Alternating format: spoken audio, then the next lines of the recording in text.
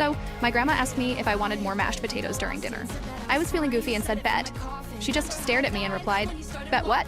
I said, it means yes, Grandma. She looked so confused but shrugged and gave me more potatoes.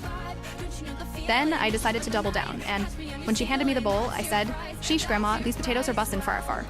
She put the bowl down, stared me dead in the eye, and said, I don't know what you're saying, but I hope your generation figures it out before you all forget how to talk. I think I accidentally broke her faith in humanity.